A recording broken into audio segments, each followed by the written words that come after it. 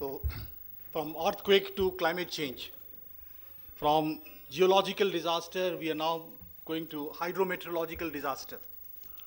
The hydrometeorological disaster, which is precipitated by the climate change, global warming and climate change phenomena. Now, what is this climate change? Because of increasing consumption of fossil fuel, the emission of CO2 in the atmosphere is increasing very rapidly, resulting in global warming. Now, for about quite some time, in fact, for last about 25 years, the climate scientists, the hydrologists world over, they have been debating whether actually there is a climate change or there is a climate variability. Because sometimes in some years you'll find there is extreme climate, there is extreme heat, some year there will be extreme cold, and it may not have a cyclical, it may have a cyclical pattern, sometimes it is going on in a variability over which there is no long-term pattern or trend. But this debate has been going on, and in the 1980, the two United Nations organizations, the United Nations Environment Programme and the World Meteorological Organization, they decided to set up one intergovernmental panel on climate change, what is known as IPCC. Now, IPCC, they have been working on this problem, and they have been, in fact, involving the scientists and researchers from all over the world to find out whether actually there is a climate variability or there is a climate change. And if that is so, what is the impact of that? And what is going to be the further fallout of this climate change on different aspects of human life or life on the earth? Now, the debates have been going on, but this debate have been now conclusively, you can say, concluded. In the last IPCC report, 2007, which has narrowed down all these controversies, and a conclusion has been reached that indeed the world is getting warmer. The world, in fact, they have proved that last 100 years, the world temperature, the average mean surface temperature of the earth, it has increased by about 1 degree centigrade. And most of these changes have taken place in the last 20-25 years. This IPCC report, currently the chairman, you must be knowing, an Indian who has been awarded also, the IPCC has been awarded for this finding, along with Al Gore. In fact, that is also another, the former Vice President of the United States who came out, who produced this famous documentary, which got the Oscar award, The Inconvenient Truth, in 2006, followed by this 2007 finding of the Dr. Suresh Pachuri, who is the chairman of this, Dr. R.K. Pachuri, Rajendra Pachuri, chairman of this IPCC 7th assessment report, and they showed that they proved it beyond doubt that indeed the world climate is changing. It is not a variation, it is an increase, it is a definite pattern. And they have found that this has terrible impact on different aspects of environmental life on the earth. Now, what are those aspects? The first aspect is that because since the world is getting warmer, so the glacial deposits on the North Pole, particularly on South Pole, there has not been very conclusive evidences. North Pole and all the mountain ranges, Alps in the Europe, Himalayas in Asia, and also the Latin American mountain ranges in Peru and other places, they have in fact been melting. The glacials melts in some of the places have been 30 to 40%. In the Himalayas, it has been, for the last 20 years, it has been average between about 25 to 30%. The glaciers are melted, first of all. Secondly, because the glaciers are melted, and where has the water gone? The water has flown down to the ocean. So the ocean level is also rising. Thirdly, because of the temperature effect, the ocean temperature is also increasing. The surface temperature of the ocean is also increasing, and that is creating kind of an atmospheric depression more frequently, more intensely. That's how you find the frequency and also the intensity of cyclonic storms, the hurricane. This has also been increasing. They have found it. And they found that because this temperature is increasing, under 1 degree increase in the temperature, the agricultural pattern is also increasing. In many places, the crop, which cannot sustain this kind of temperature, the crop production is also falling down. Various researchers have shown the Rabi crop, particularly the wheat crop, per hectare about 40 tons, the production has come down. And because of these, they found that these horticultural products also in many places have been coming down. In Himachal Pradesh and in Jammu and Kashmir, in other plots, where the apple was grown in the belt of about 4,000 to 5,000 feet. In 4,000, that field, apple is not grown, apple has grown higher. It is now grown sometimes in 5,500, 6,000 feet. And what is going to happen on this kind of, impact on the forest, on the agriculture, on this, and these are matters of detailed research. So they have also found, because of these, the rainfall pattern that has become very, very erratic. There are very erratic in rainfall. In some places, the overall quantity of the rainfall, it has not changed much. But in particular place, intensity of rainfall in some places have increased so much, like in Mumbai, for example, into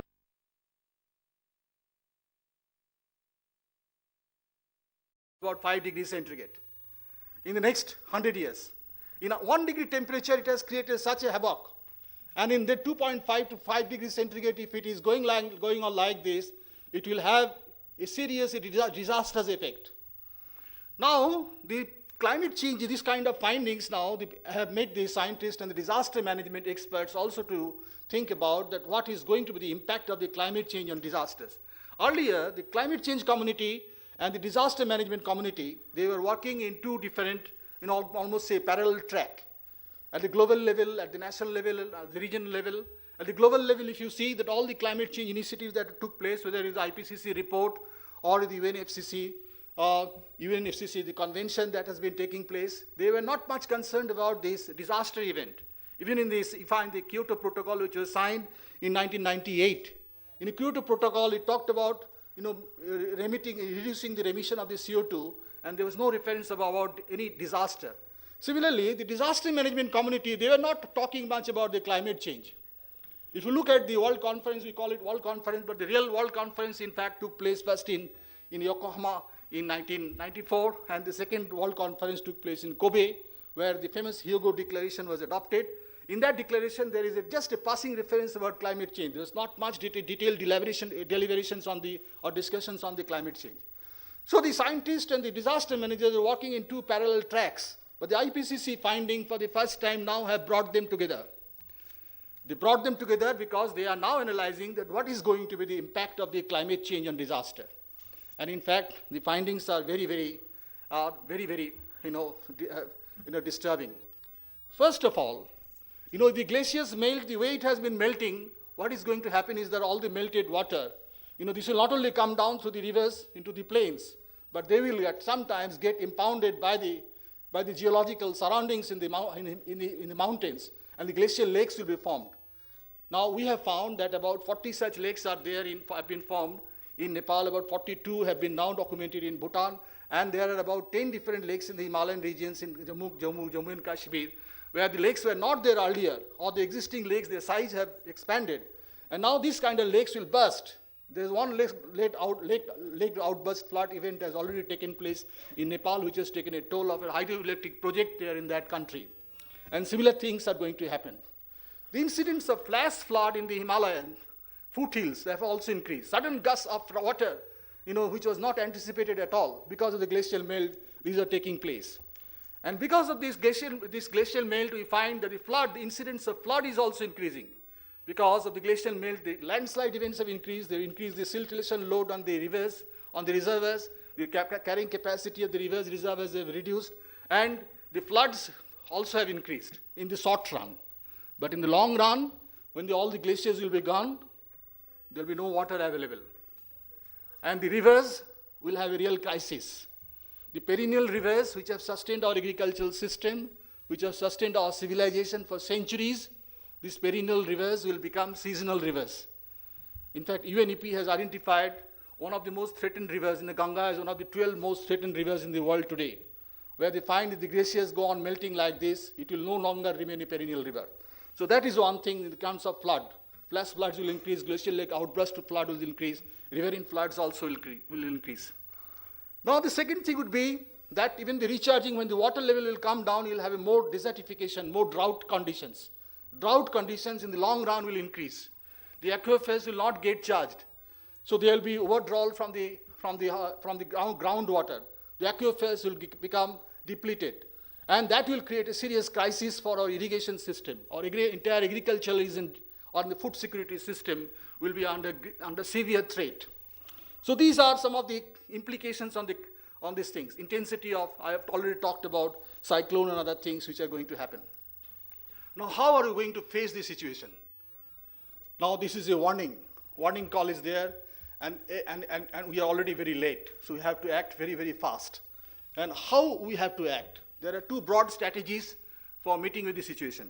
Now, one strategy is for climate change mitigation, that you reduce the level of CO2 emission, that you reduce consumption of the carbon or the fossil fuel, so that your CO2 emission is reduced. And the world community, by Kyoto Protocol adopted in 1998, they said that by 2002 level they will be reaching, by the end of 2012, they will be reaching the 2002 level.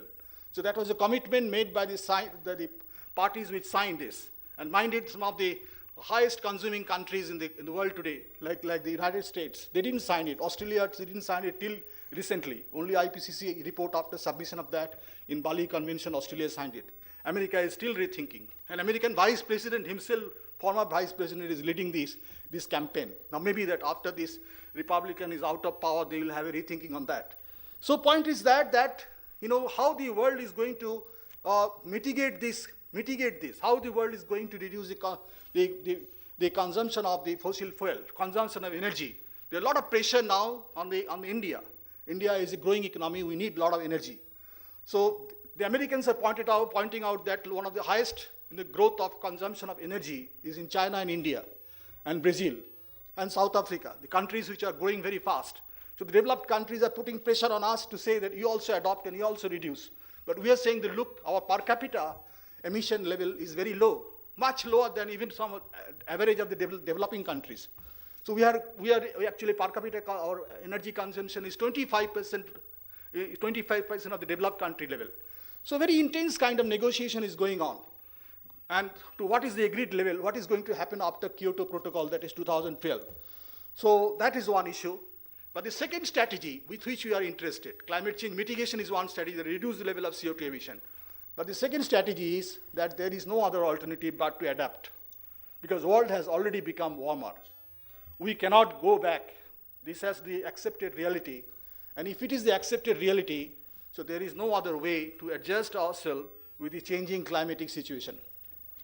Because human civilization, human beings are very adaptive creatures. We are able to adapt to the changing circumstances. So how do we adapt to this changing climatic situation?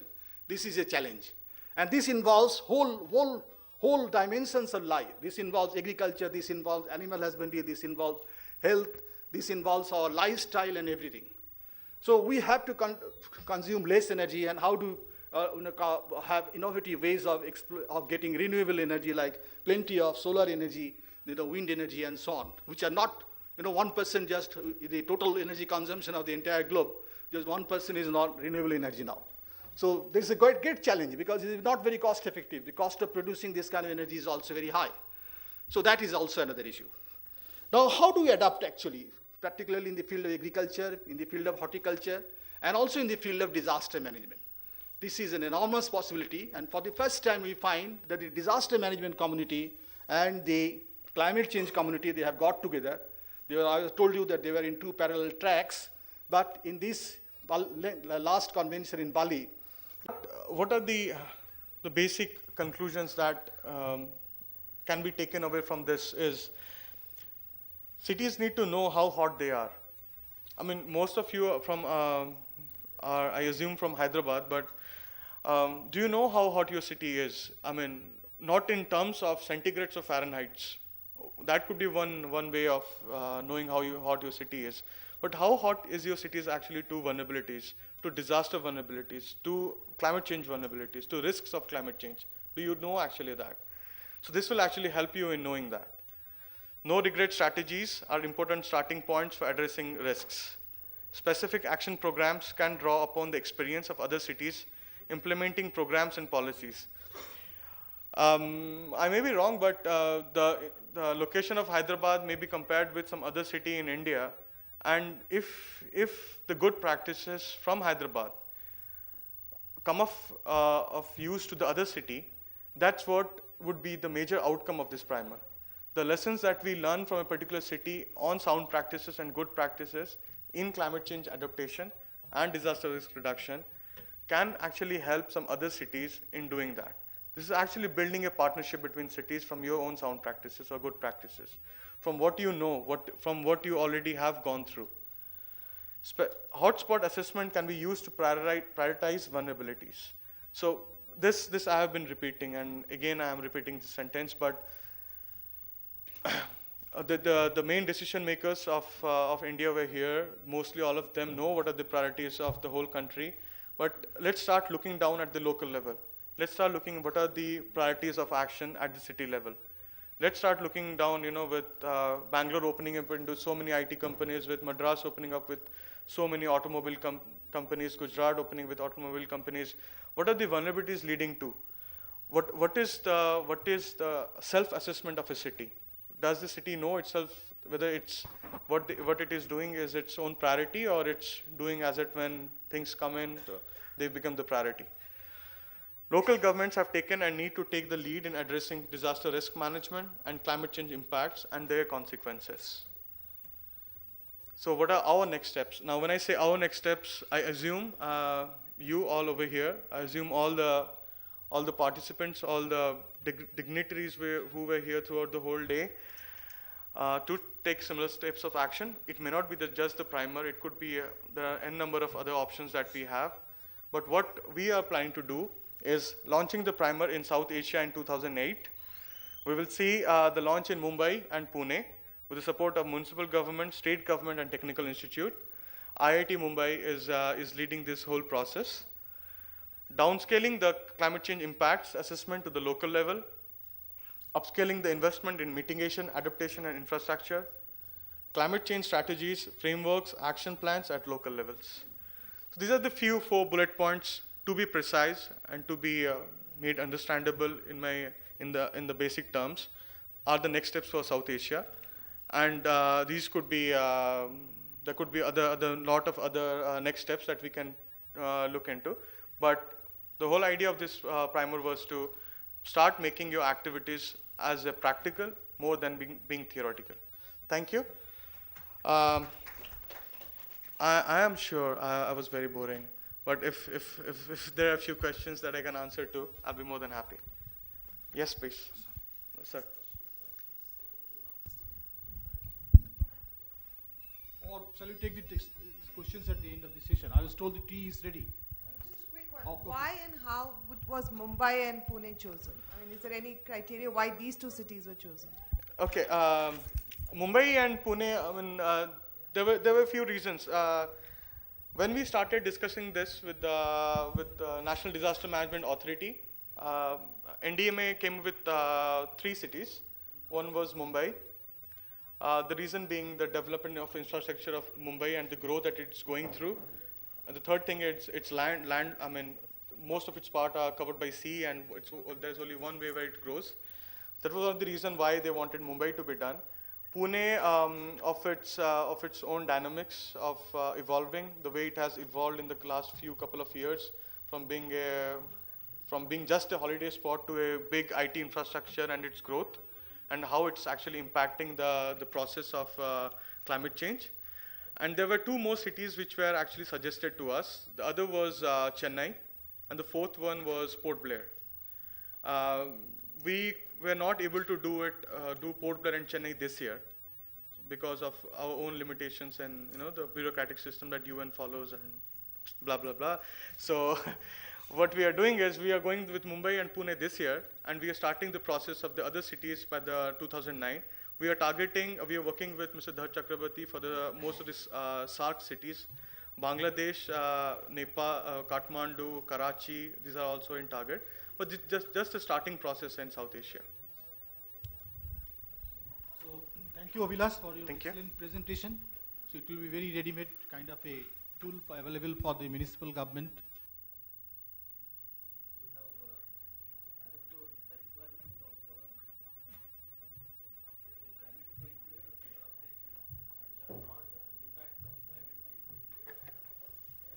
broad impacts of the climate change in global sense and the regional sense. Let us try to see how to gear up that particular scenario. Early warning systems can help to address the disaster risk reduction in projected climate change scenario. So, in Ministry of Earth Sciences deals with different multi-hazard components, not fully, some of them are not fully, but supplementing some of the inputs with other ministries like Central Water Commission and Ministry of Environment and Forest. Climate change basically is a cross-sectoral issue. It needs a lot of science base with the social economic data support and a strong political will. At the moment we have that, all the three, because India has released a National Action Plan on Climate Change in June. So that will be the guiding force to address the climate change related issues in the country. India is going to launch about 8 strategic missions based on the National Action Plan on Climate Change, and it has a multiplicity of disciplines, and integration of the different inputs in a most appropriate manner is a challenge for us. And it deals from micro scale, regional scale, global scale, all scales are involved in it. There are complex scale interactions within them, and there are time scales also of complex nature are involved in it to understand the climate change issues. In terms of the science issues, which are the basis for planning all other adaptation, impacts assessments, vulnerability mitigation, you call it, is scientific basis for the climate change. One has to create it in an authentic manner. That can happen, and the physical basis for the climate change would come from the observations. Whatever observation systems we have, whether they meet that particular requirement of generating more authentic scientific base or not, is one of the issue. And to do that, what augmentation in the observation systems we are making, so that I will briefly talking, and the processes and the modeling issues associated with the science aspects of the climate change will be addressed. For that particular process, Government of India is setting up a Center for Climate Change Research in Pune, and that will be addressing most of the processes issue and the modeling issues to generate most appropriate scenarios for India on a smallest possible scale that the modeling systems can allow at this moment, and that can provide basis for formulating various impact and adaptation, vulnerability and mitigation strategies to address the climate change impacts. As that has been discussed, climate change has manifested in the as per the assessment report 4 of IPCC released last year. Sea level rise is one component of the manifestation of climate change, and glacial retreat, about which Dr. Dhar Chakravarti has discussed about. Changes in extreme weather, Atlantic and Pacific, yes, extreme weather events, particularly cyclones, have manifested. Frequency of them and intensity of them has changed substantially in recent years, and rainfall patterns. Over India, let us see how much of the evidence is available in terms of these issues, some of these issues. Another important observation which has been noticed in 202 stations all over the world is frequency of occurrence of cold temperatures, night temperatures you can call. With the increase of climate change, we are having lesser number of colder nights and warmer number of nights are increasing. If you see this particular color, orange color, that will tell. So we are having warmer nights, and that has been the signal noticed in 202 land stations globally for different time periods. So clear shift has been noticed. And as far as India is concerned,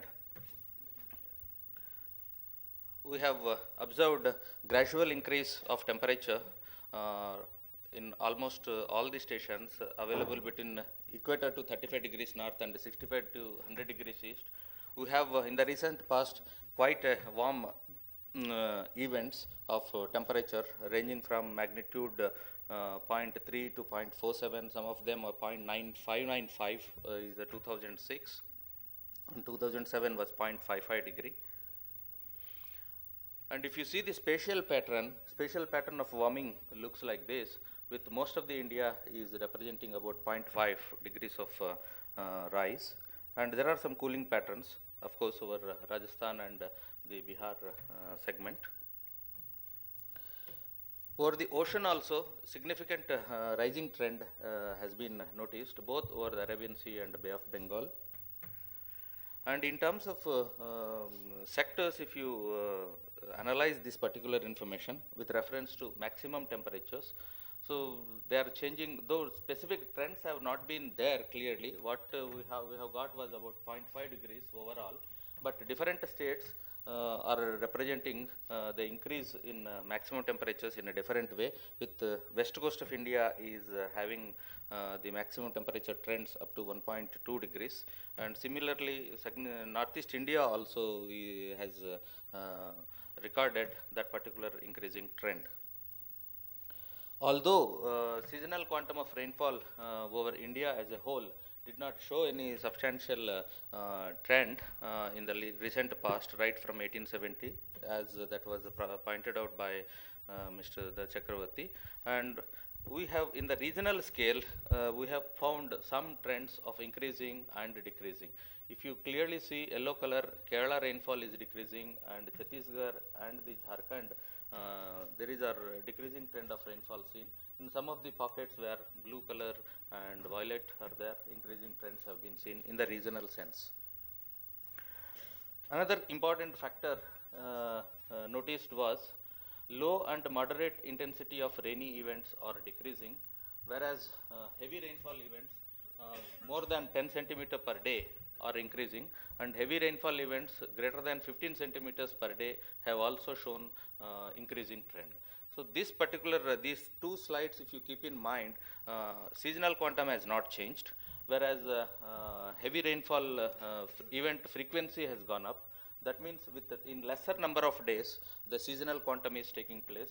That means you have to deal with the runoff situation, excessive runoff situation generated by these particular heavy rainfall events, which we have been seeing in the recent past in several parts of the country.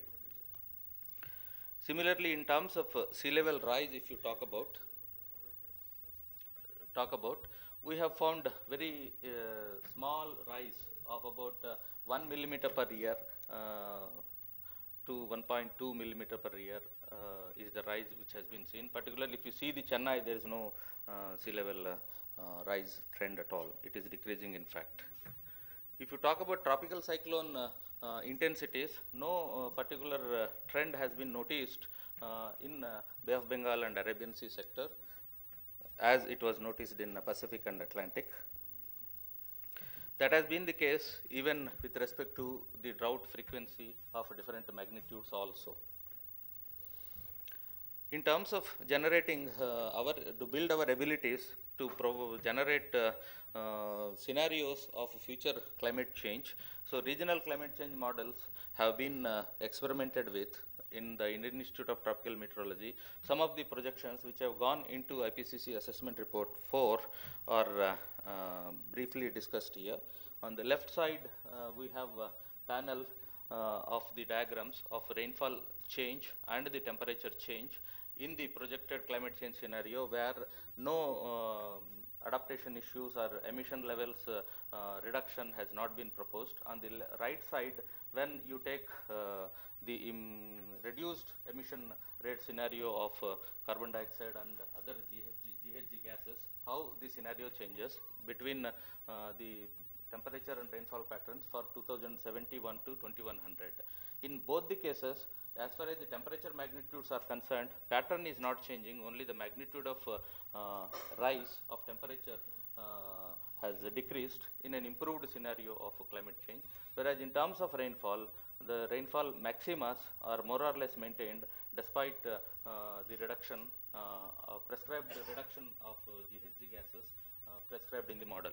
This shows that the impact of climate change, one message in rainfall, manifest reduction of those heavy rainfall events taking place in some of the pockets which we have seen. So that is likely to continue for some time to come. This is one particular observation which has come out from the limited experimentation which I have carried out, and several more experimentations have to be carried out, and several scenarios for different prescription of aerosols and other trace gases has to be carried out. For that purpose only new center is getting established, so that work would be carried on. In terms of observations, there are scientific challenges, particularly here process involved with the role of clouds, water vapor, land surface, aerosols. These are the 4 critical issues, how they interact in the changed scenario of climate change, and vis-a-vis the rainfall and the temperature patterns over the India. And for that we have to understand how the variability in the climate change scenario in terms of different weather events is manifested with respect to the prescription of these particular parameters is to be understood. For that we have to have a very high quality climate change scenarios generation capability of models, and that is what is the intention of the government to build those infrastructure and the models.